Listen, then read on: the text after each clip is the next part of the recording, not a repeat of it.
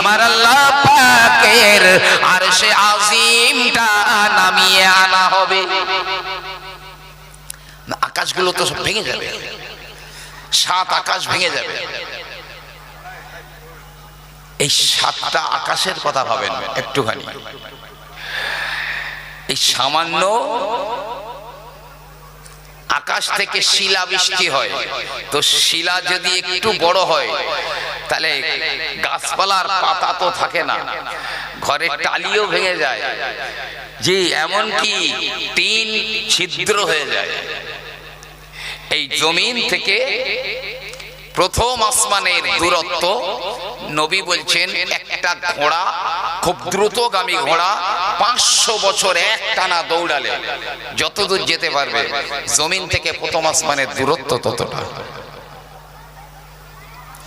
প্রথম আসমানটা গাঢ় ধোঁয়া দিয়ে তৈরি, গাঢ় ধোঁয়া। এই মোটা কত জানেন আসমানটা? এই 500 বছরের রাস্তা পরিমাণ মোটা। তার উপরে আবার 500 বছরের রাস্তা ফাঁকা রয়েছে। দ্বিতীয় আসমানটা আমার আল্লাহ পাক লোহা দিয়ে বানিয়েছেন, লোহা দিয়ে বানিয়েছেন। মোটা হলো আপনার কিনা 500 বছরের রাস্তা পরিমাণ পুরু বা মোটা। তার উপরে আবার 500 বছরের রাস্তা ফাঁকা।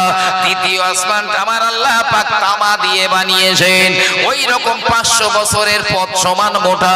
তার উপরে আবার 500 বছর ফাঁকা। চতুর্থ আসমানটা আমার আল্লাহ পাক দুধ সাদা রূপা দিয়ে বানিয়েছেন, 500 বছরের পথ সমান মোটা। তার উপরে আবার 500 বছরের রাস্তা ফাঁকা। আমার আল্লাহ পাক পরের আসমানটা লাল সোনা দিয়ে বানিয়েছেন, আপনার কিনা 500 বছরের পথ সমান মোটা। তার উপরে আবার অতটা ফাঁকা। আপনার কিনা 6 নম্বর আকাশটা আমার আল্লাহ তিনি নীলকান্ত মণি দিয়ে বানিয়েছেন, 500 বছরের রাস্তা পরিমাণ মোটা। তার উপরে আবার ফাঁকা 500 বছর। উপরের 7 নম্বর আকাশটা আমার আল্লাহ পাক লাল আকিক পাথর দিয়ে বানিয়েছেন। এই 7 আসমান ভেঙে পড়বে, সব ভেঙে পড়বে, চুপচাপ করে পড়বে। আর কোন আসমানটা কত বড় এই কথা বললে ভাই ব্রেনে কাজ করবে না, কোন আসমানটা কত বড়। তবে একটা কথা বলি, আন্দাজ করেন, দ্বিতীয় আসমানটা মনে করেন একটা বিশাল বড় ফাঁকা ময়দান। দ্বিতীয় আসমানটাকে একটা বড় ময়দান মনে করেন, বিশাল ফাঁকা। আর দ্বিতীয় আসমানের নিচে প্রথম আসমানটা কত ছোট জানেন? মনে হচ্ছে যেন ওই ফাঁকা মাঠের মাঝখানে একটা মটরের দানা পড়ে রয়েছে। প্রথম আসমানটাকে একটা মটরের দানা মনে হচ্ছে। এরকম 7 আসমানের নাম করলে ব্রেনে কাজ করবে না, আসমান সব ভেঙে পড়বে, তারাগুলো খসে পড়বে, আলো থাকবে না। ইজা শামসু কুবিরা ওয়া ইজান নুজুমুন কাদার, সূর্য নেমে আসবে। যে জুমিয়া শামসু ওয়াল কমার, চাঁদ সূর্য একাকার হয়ে যাবে। ওই সময় আমার আল্লাহ রাব্বুল আলামিনের আরশটা নামিয়ে আনা হবে। ওই আরশে আজিমের নিচে 7 প্রকার মানুষেরা বসবার জায়গা পেয়ে যাবে। তারা ওই রৌদ্রে থাকবে না। তবে কিয়ামতের দিনের একটা দিন হলো 50,000 বছর। দুনিয়াতে 50,000 বছর হতে যতদিন সময় লাগে, কিয়ামতের একটা দিন হবে অত বড়। জি, ওই রৌদ্রে দাঁড়িয়ে থাকা যাবে, জমিনটা তাওয়া হয়ে যাবে, লাল হয়ে যাবে, মানুষের ঘিলুগুলো ফুটবে, নাক দিয়ে বার হবে, বাচ্চা বাচ্চা ছেলে মেয়েরা চুল পেকে যাবে, গায়ে চামড়া ঝুলে যাবে। যে মহিলারা পেটে বাচ্চা নিয়ে মারা গেছে ওরা ওই বাচ্চা নিয়েই উঠবে কবর থেকে। ও মহিলাদের বাচ্চা কখন প্রসব হয়ে যাবে ওরা বুঝতে পারবে না। মানুষ নেশাখোরের মতো হয়ে থাকবে, অতারা নাস সুকার, নেশাখোরের মতো হয়ে থাকবে। ওমা হুম বিসুকারা, কিন্তু ওরা নেশাখোর নয়। ওয়ালাকিন্না আযাব আল্লাহি শাদীদ, আল্লাহর আযাব বড় কঠিন। আল্লাহর আযাব দেখে। ওই দিনে 7 প্রকার মানুষেরা আমার আল্লাহর আরশে আজিমের নিচে স্থান পেয়ে যাবে। তবে তার ভিতরে আপনার কি না একজোড়া হলো ইমামুন আদিলুন, ন্যায়পরায়ণ ইমাম। ইমাম মানে খলিফা, ইমাম মানে বাদশা, ইমাম মানে নেতা, ইমাম মানে মসজিদে যিনি নামাজ পড়ান তিনিও ন্যায়পরায়ণ ইমাম। কিয়ামতের মহাময়দানে আমার আল্লাহ পাক আপনাদেরকে ডাকবেন, আমাকে ডাকবেন, দুনিয়ার মানুষগুলোকে ডাকবেন, একা একা ডাকবেন না। ইয়াউমা নাদউহুম, আমি কিয়ামতের দিনে ওই মানুষগুলোকে ডাকবো গো বিইমামিহিম, ওদের ইমামের সঙ্গেই ডাকবো। নেতা বলুন, খলিফা বলুন, বাদশা বলুন, কি মসজিদের ইমাম বলুন, ইমাম সহ ডাকবো। সিঙ্গেল কেউ আল্লাহর কাছে যাবে না। ও ভাইরা, আল্লাহর আরশের নিচে যারা স্থান পাবে তাদের মধ্যে আরেক দল হলো গো রাজুলুন কলবুহু মুআল্লাকুন ফিল মসজিদে, যে মানুষের কলবটা, যে মানুষের দিলটা মসজিদে টাঙানো থাকে, মসজিদে লটকানো থাকে। অর্থাৎ যেখানেই দুনিয়ার যেখানেই যাক না কেন, মাঠে কাজ করে, চাকরি করে, ব্যবসা করে, যেখানেই যাক না কেন গো ওর অন্তরটা মসজিদে লটকানো থাকে। বিশ্ব নবী আমার বললেন আল মুমিনু ফিল মসজিদে কাসামাকি ফিল মাই।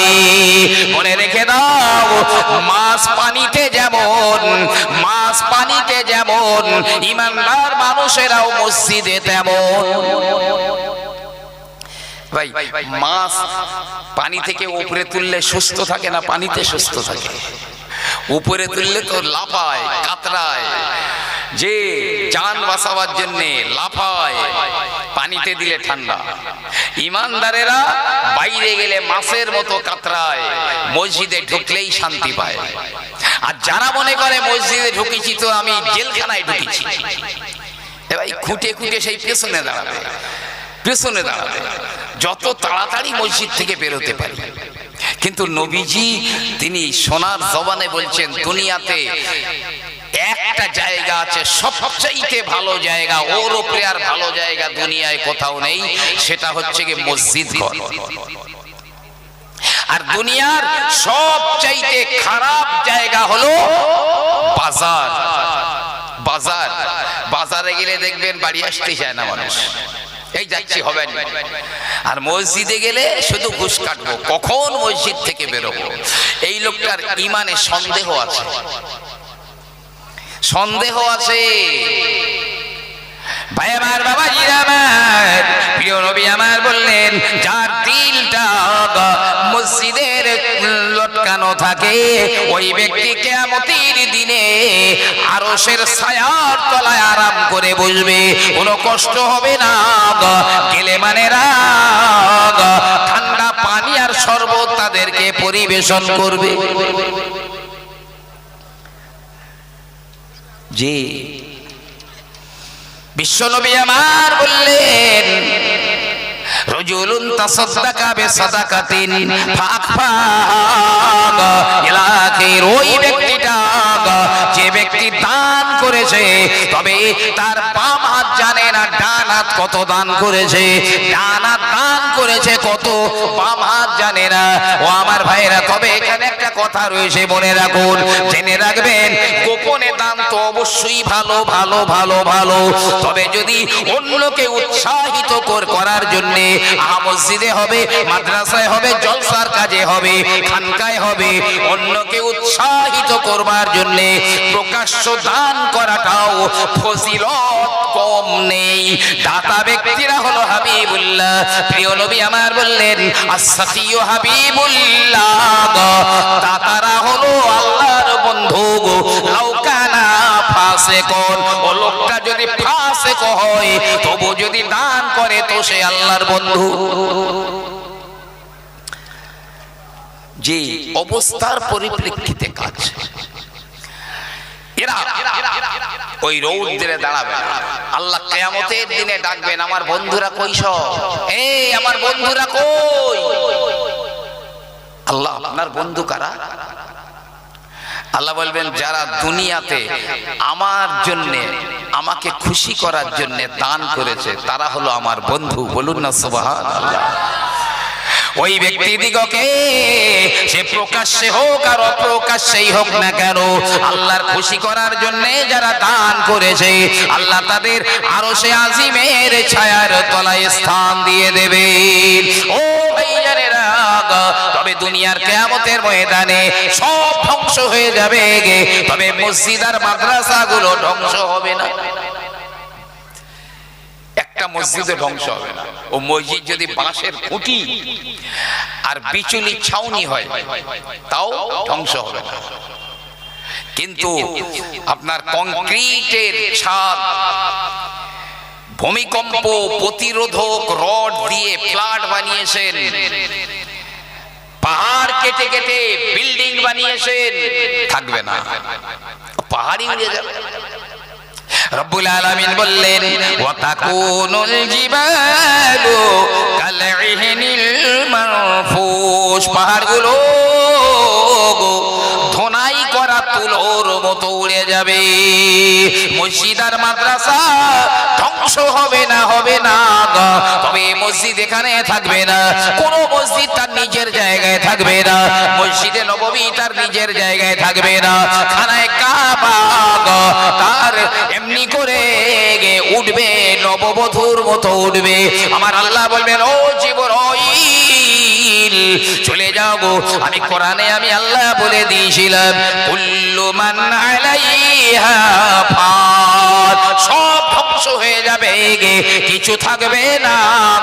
ওয়া ইয়াবকা ওয়াজহু রাব্বিকা যুল জালালি ওয়াল ইকরাম, শুধু তোমার সম্মানীয় প্রভু আমি আল্লাহ থাকবো।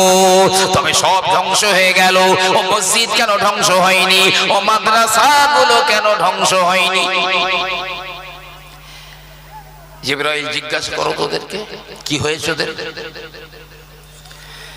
জিবরাইল গিয়ে বলবে, এই মসজিদ, এই মাদ্রাসা, ধ্বংস কেন হলি না তোরা? ব্যাপার কি? আল্লাহ তো সবার জন্য ধ্বংস লিখে রেখেছেন। ও আজরাইলও বাঁচবে না।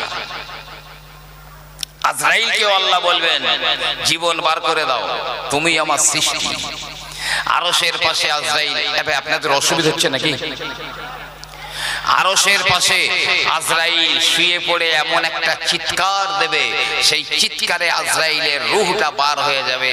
যদি তখন দুনিয়ায় কেউ বেঁচে থাকতো, যে কোনো জীব বেঁচে থাকতো, তাহলে ওই আওয়াজে তাদের কলিজা বাস্ট হয়ে মরে যেত, কেউ থাকবে না। মসজিদের ইটগুলো কথা বলবে, মসজিদের রডগুলো কথা বলবে, মসজিদের বালুকণাগুলো কথা বলবে, মসজিদের পাথরগুলো কথা বলবে, মাদ্রাসার ইট বালি সিমেন্টগুলো কথা বলবে। আল্লাহ পাক ওদের জবান খুলে দেবেন। ওই মসজিদ বলবে, মাদ্রাসা বলবে, ওরে জিবরাইল, দুনিয়ায় যারা আমাকে বানিয়েছে, আমাকে আবাদ করেছে, আমাকে সহযোগিতা করেছে, আমার মধ্যে নামাজ পড়েছে, আমার মধ্যে নামাজ পড়িয়েছে, ওরা হলো আমার আজকের পরিজন, ওরাই আমার সংসারের লোক, আমার আহাল, আমার মাদ্রাসাও বলবে, যারা মাদ্রাসা বানিয়েছে, যারা মাদ্রাসায় সহযোগিতা করেছে, যারা মাদ্রাসায় পড়াশোনা করেছে, যারা পড়িয়েছে, এরা আজ আমার পরিজন, পরিবার। আজকের ওদের আমার বুকের মধ্যে না নিয়ে আমি মসজিদ ধ্বংস হব না, আমি মাদ্রাসাও ধ্বংস হব না। কথা বলবে প্রত্যেকটাই।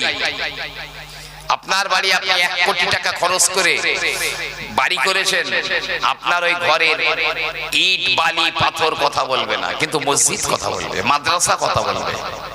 ওই সময় আমার আল্লাহ রাব্বুল আলামিন তিনি বলবেন, ও মসজিদ বানানে ওয়ালারা, ও মসজিদে দান করনে ওয়ালারা, ও মসজিদকে ভালোবাসনে ওয়ালারা, মসজিদে নামাজ পড়নে ওয়ালারা, চলে যাও তোমাদের মসজিদের ভিতরে, চলে যাও চলে যাও। সব মুসল্লিরা, তাতারা, মসজিদের সহযোগিতাকারীরা সব নিজে নিজে মসজিদে মাদ্রাসায় ঢুকে যাবে। সব ঢুকে গেল।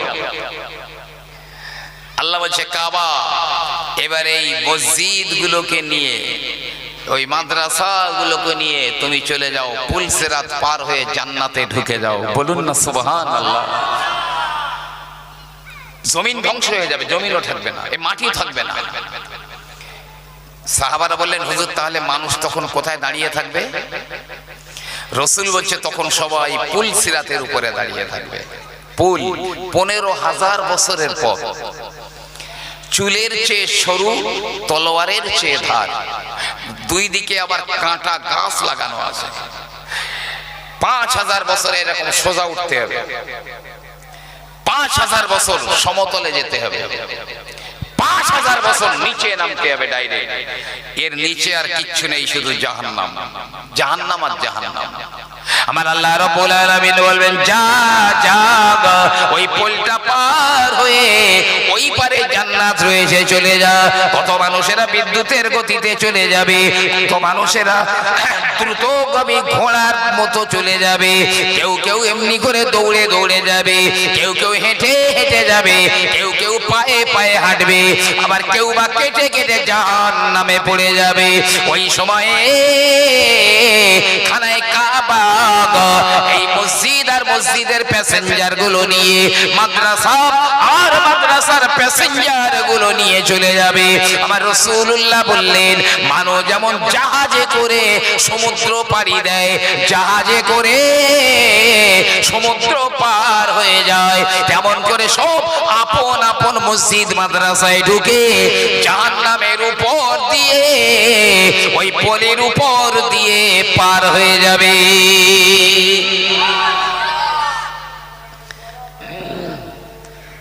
যাইতাই জিনিস মনে করেন না, মসজিদ থেকে যাইতাই কথা মনে করেন না।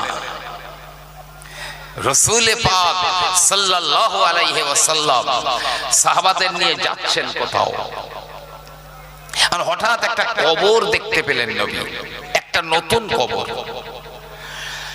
রাসূল বলছে, তো হ্যাঁ গো, এই কবরটা কার বলতে পারো তোমরা? এই নতুন কবরটা কে মরলো? বলছে, হুজুর ওই যে আমাদের সেই একটা বুড়ি ছিল, মসজিদ ঝাড় দিত, নেপে দিত, পরিষ্কার করে দিত মসজিদ, এটা সেই বুড়ির কবর। হুজুর এটা সেই বুড়ির কবর। আমার রাসূলুল্লাহ বললেন, আমার আল্লাহ পাক এই বুড়িটার কবরটা রিয়াজিল জান্নাহ বানিয়ে দিয়েছে। রাসূল এই কবরের ধারে দাঁড়িয়ে গেলেন, ধারে দাঁড়িয়ে গেলেন, এ বুড়িমা, তোমার কোন আমলের কারণে তোমার কবরটা জান্নাতের বাগান হয়ে গেছে? কোন আমলের জন্য? কবরের ভিতর থেকে বুড়িমা জবাব দেয়, ইয়া রাসূলুল্লাহ, ইয়া হাবিবাল্লাহ, আমার জীবনের অন্য কোন আমলের জন্য নয়, কোন আমলের কারণে নয়, বরং আমার একটি মাত্র কারণে আল্লাহ আমাকে মাফ করে দিয়েছেন, আমার কবরটা রিয়াজিল জান্নাহ বানিয়ে দিয়েছেন। সেটি হলো আমি মসজিদ ঘর ঝাড় দিতাম, আমি মসজিদ নেপে দিতাম, আমি মসজিদ পরিষ্কার করে দিতাম। ওই একটা আমলের ওসিলায় আমার আল্লাহ পাক আমার কবরটা রিয়াজিল জান্নাহ বানিয়ে দিয়েছে।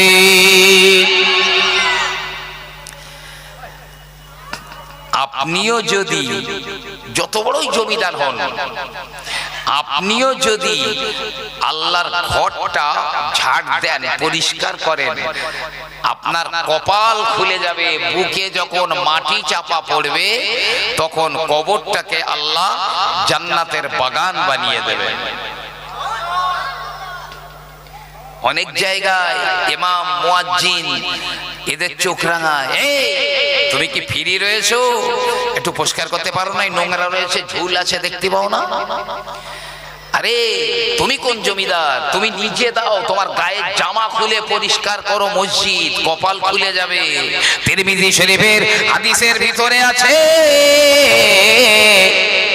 আমার রাসূলুল্লাহ বলেন, কেউ যদি মসজিদে ঢুকে যায়, মসজিদে ঢুকে দেখে একটা চুল পড়ে রয়েছে মসজিদে, মসজিদে ঢুকে দেখছে একটা চুল পড়ে রয়েছে, আর ওই লোকটা তখন তো ঢুকে গেছে মসজিদে, ওই চুলটা তুলে নিল, তুলে পকেটে ঢুকিয়ে নিল।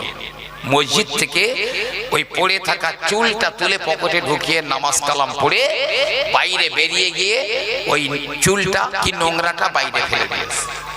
আমার নবী পাক বললেন, ওই দিন থেকে ওই ব্যক্তির জান্নাত পরিষ্কার করার জন্য কিয়ামত পর্যন্ত আমার আল্লাহ ৭০,০০০ ফেরেশতা নিয়োজিত করে দেবেন। ওই ৭০,০০০ ফেরেশতা কিয়ামত পর্যন্ত ওই ব্যক্তির জান্নাত পরিষ্কার করবে।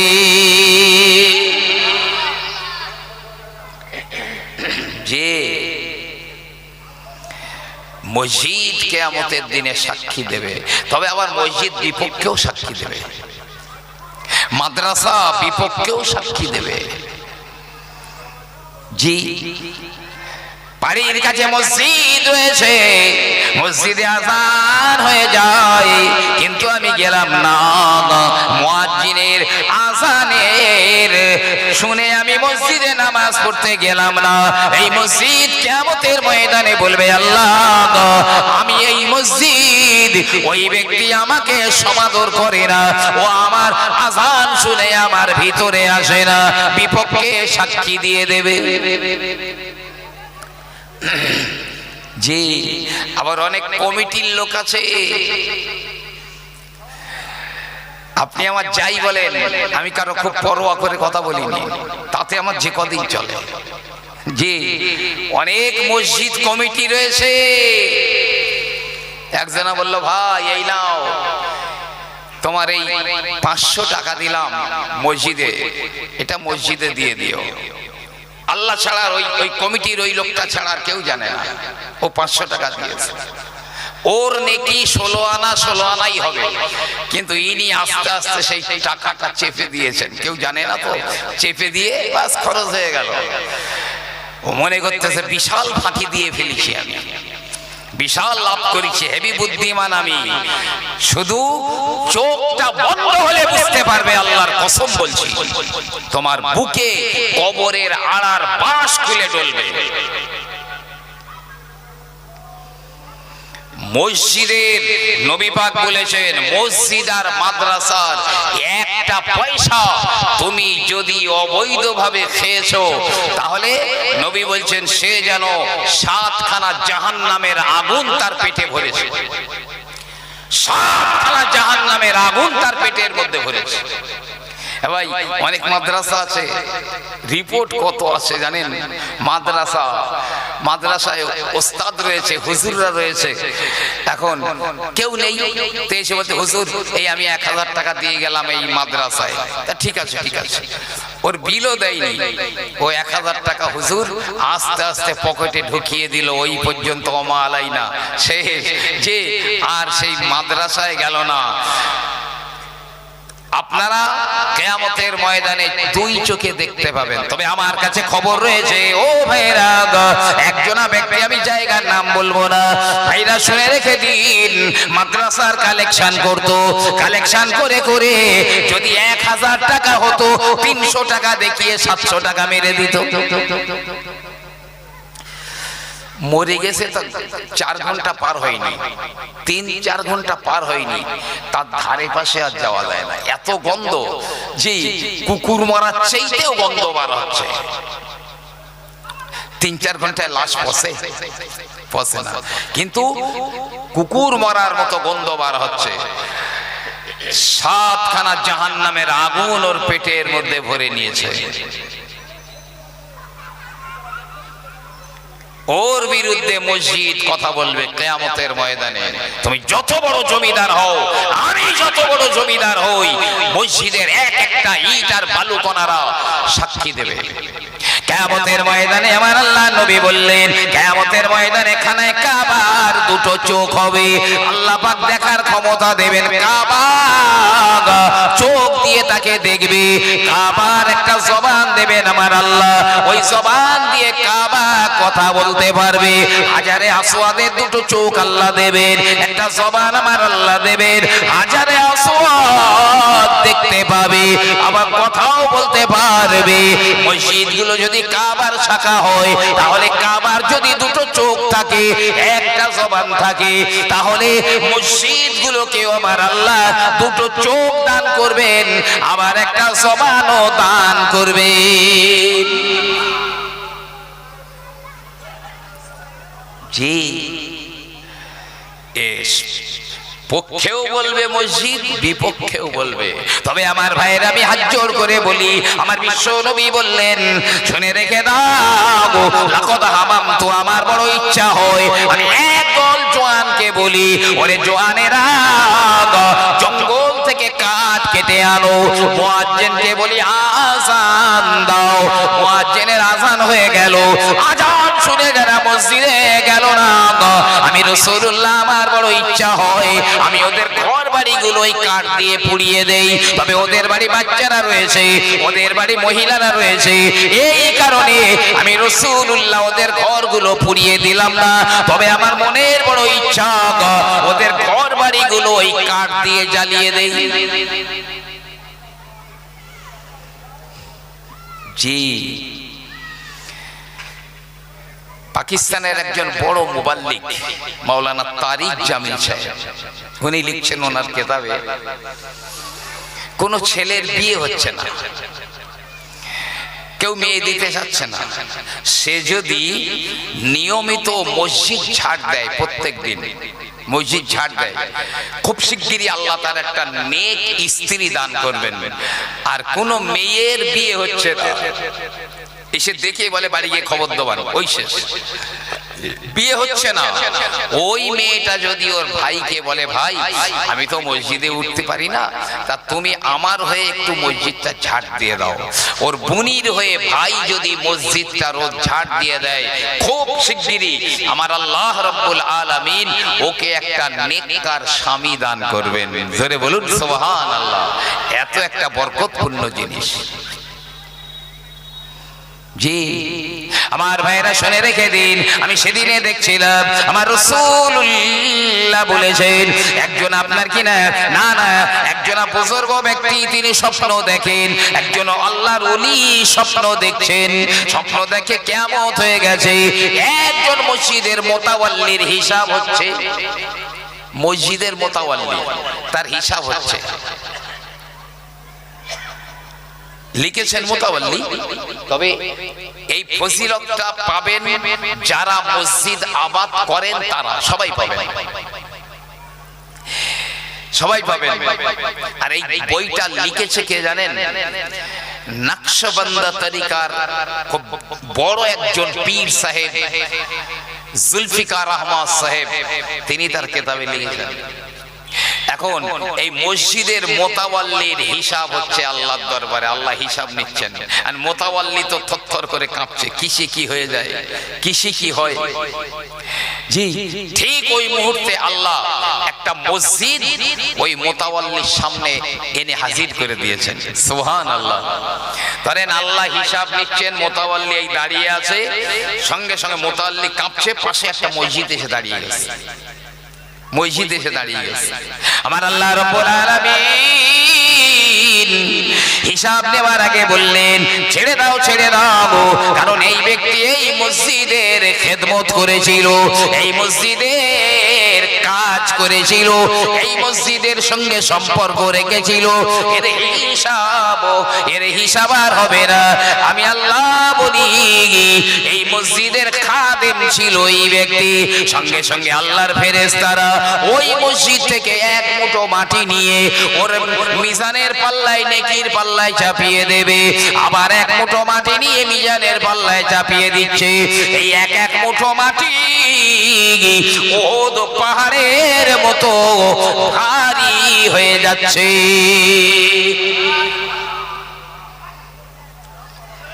জি, আল্লাহ হিসাব নিলেন না কেন?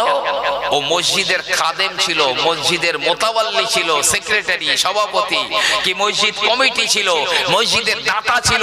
সেই মসজিদকে সেখানেই আল্লাহ হাজির করে দেবেন। এই মসজিদের আবাদ করেছে, ফেরেশতারা মসজিদের মাটি নিয়ে নেকির পাল্লায় চাপাবে, এক মুঠো মাটি ওহদ পাহাড়ের মতো ভারী হয়ে যাবে, নেকির পাল্লা ঝুঁকে যাবে। আমার আল্লাহ রাব্বুল আলামিন বলবেন, ইনতালিকু আবদি ইলাল জান্নাহ, চলে যাও আমার এই বান্দাকে, এই মসজিদের মোতাওয়াল্লিকে আমার জান্নাতে ঢুকিয়ে দাও। একদল মানুষ সেদিন বলবে, রব্বির জিউন আল্লাহ, রব্বির জিউন আল্লাহ, তুমি আমাকে একটু দুনিয়ায় এইবার পাঠিয়ে দাও, একটু দুনিয়ায় পাঠিয়ে দাও। আমি দুনিয়ায় গিয়ে আর কিচ্ছু করবো না, আমার যা আছে সব মসজিদে দিয়ে আসবো, আর মসজিদ থেকে আর বার হব না, মসজিদ থেকে আর বার হব না। আল্লাহ প্রিয় নবী সাল্লাল্লাহু আলাইহি ওয়াসাল্লাম তিনি মক্কা থেকে হিজরত করে মদিনাতে চলে যান। ওই সময়কার আমার নবী পাকের একটা কথা বলি, তার আগে একবার উচ্চ আওয়াজে দরুদ আল্লাহুম্মা সাল্লি আলা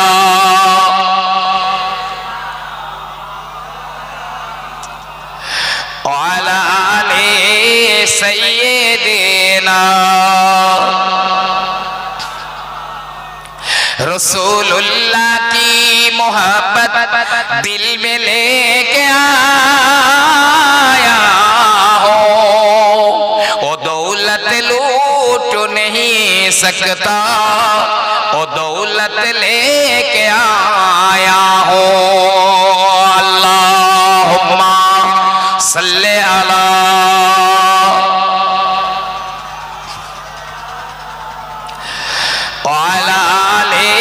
সাইয়্যিদিনা। বিশ্বনবী আমার মক্কা থেকে হিজরত করে মদিনায় চলে যান। যেতে যেতে আমার রাসূলুল্লাহ মদিনা থেকে 3 মাইল পিছনে কোবা বলে একটা জায়গা রয়েছে, ওই জায়গায় কোবায় আমার রাসূলুল্লাহ কয়েকটা দিন অবস্থান করলেন। কোবায় তিনি রয়ে গেলেন। নবী আমার ওই কদিনের মধ্যে কোবা মানুষদের বললেন, ও কোবাবাসীরা, আমি রাসূলুল্লাহ এখানে একটা মসজিদ বানাতে চাই, একটা মসজিদ তৈরি করতে চাই এখানে আমি। আরে তখন তো নবী যাচ্ছেন মক্কা থেকে মদিনায় যাচ্ছেন, যাওয়ার পথে একটা পল্লীতে কয়েকদিন আছেন, ওখানে বলেন মসজিদ বানাবো। কোবার মানুষেরা বলল, ইয়া রাসূলুল্লাহ আমরা সম্মত রয়েছি, হ্যাঁ আপনি যদি মনে করেন এখানে মসজিদ বানিয়ে দিন। আমার রাসূলুল্লাহ তিনি চলে গেলেন, পাহাড়ের ধারে গেলেন। কোবার মানুষেরা গেল, মুহাজিরিনেরা গেল, সবাই মাথায় করে পাথর নিয়ে নিয়ে মসজিদ বানাবার জন্য পাথর বইছে। আমার নবীজিও বইছেন মাথায় করে পাথর। জি, আমরা এত লাশায় মান সম্মান যাবে, মসজিদের দুটো ইট বয়ে দেবো, এক বস্তা বালি বয়ে দেবো, মান সম্মান যাবে। আমার রাসূলের চাইতে কি সম্মান বেশি? নবী নিজের মাথায় করে পাথর বইছেন, কি রৌদ্র! আর যারা হজে গেছেন, জি আপনার রৌদ্রের কথা তাদের আর বলতে হবে না।